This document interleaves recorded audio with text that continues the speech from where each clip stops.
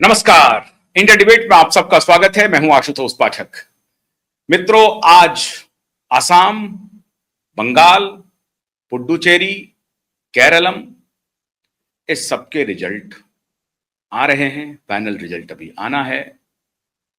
पॉल्टोनो दरकार, यही बारी बीजेपी सरकार। तो नमस्कार। अब नमस्कार में आज दुर्ग ढह गया है, बहुत सारे दुर्ग। सबकी नजर वैसे पश्चिम बंगाल पर होगी। भगवा लहरा रहा है। 46 वर्ष में पहली बार भारतीय जनता पार्टी के अपने इतिहास में, और याद कीजिए श्यामा प्रसाद मुखर्जी का वो दौर, इसी बंगाल में आजादी के पहले एक सरकार बनी थी, और उस सरकार में हिंदू महासभा, जो आरएसएस जिसको आप कहते हैं, उसकी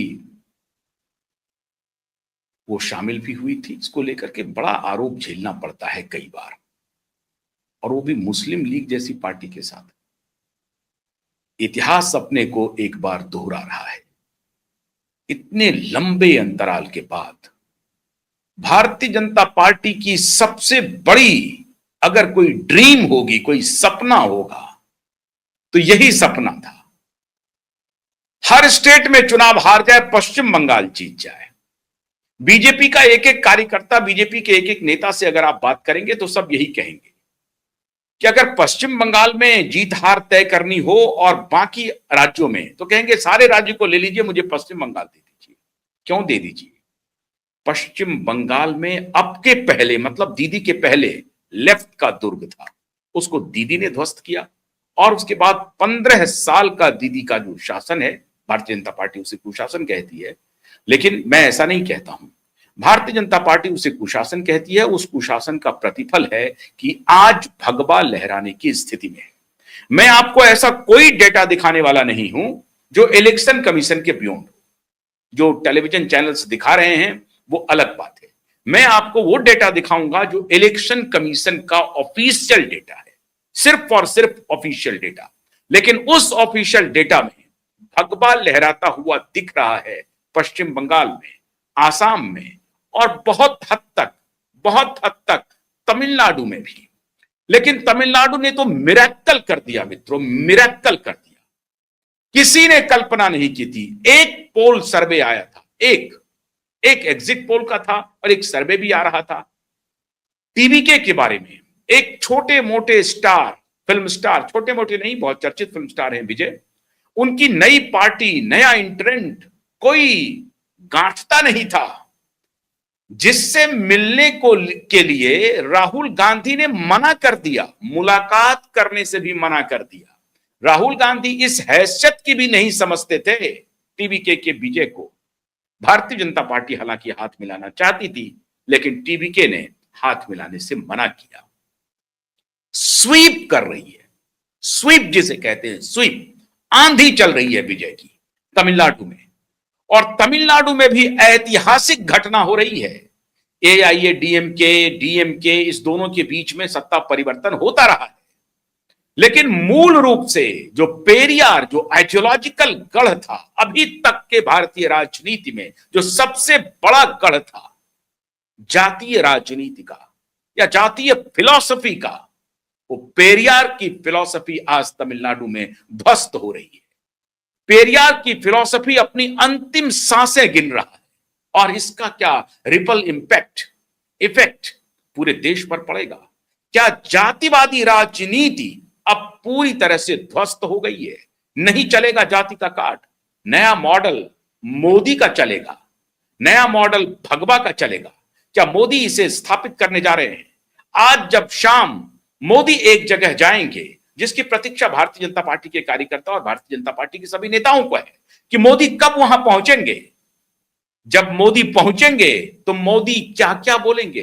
क्या मोदी सिर्फ पश्चिम बंगाल तक सीमित रहेंगे? क्या मोदी आसाम और पश्चिम बंगाल की विजय को ही सेलिब्रेट करेंगे, या मोदी तमिलनाडु पर भी कुछ बोलेंगे? मोदी ये बोलेंगे कि एआईएडीएमके के साथ उनका अलायंस सफलीभूत रहा, ट्रेंड अच्छा है एआईएडीएमके भी के फेवर में, और कहा जा रहा है कि ग्रामीण इलाकों में एआईएडीएमके अपनी स्थिति को मजबूत बनाए हुए हैं और शहरी इलाकों में टीबीके के विजय ने परचम लहरा दिया है, झंडा गाड़ दिया है और पेरियार का वो पूरा दर्शन जो भ्रष्टाचार के दलदल में फंसा हुआ था वो पूरी तरह से ध्वस्त हो गया। उदय निधि स्टालिन, स्टालिन के सुपुत्र क्या कह रहे थे? सनातन को जड़ से मिटा देना है, सनातन को निस्त नाबूद कर देना है, सनातन तो डेंगू है, सनातन तो मलेरिया है। आज उदय निधि स्टालिन का कोई नाम लेवा नहीं है, वो खुद ट्रेल कर रहा है, पिता उनके ट्रेल कर रहे हैं, पिछड़ रहे हैं। ऐसी स्थिति हो गई है उस तमिलनाडु में जिसमें और अभी अपोजिशन में कोई कैरिस्माई नेता नहीं है, जयललिता नहीं है। उसके बाद भी एआईएडीएमके अपने दुर्ग को बचाने में बहुत हद तक कामयाबी हासिल की है, लेकिन एक नया इंट्रांट, एक नया खिलाड़ी विजय ने सबका पत्ता साफ कर दिया।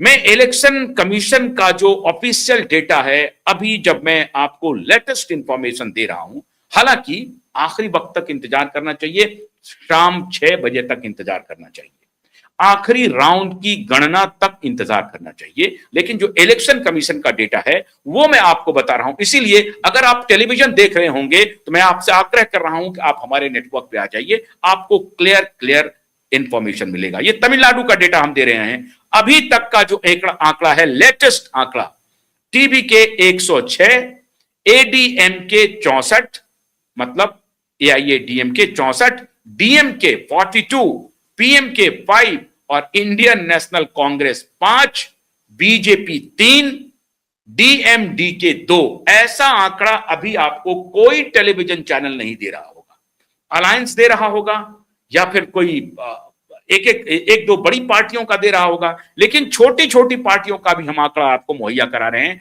टीबी के जो पहली बार पार्टी है, एक मिनट थोड़ा सा नीचे लाइए, आपको एक बार फिर से, टीबी के जो 106 सीट पर आगे चल रहा है, नया इंट्रांट है, डीएमके 64 पे, एआईएडीएमके 64 पे, डीएमके 42 पे, पीएमके 5 पे, इंडियन नेशनल कांग्रेस 5 पे, बीजेपी 3 पे और डीएमके 2 पे।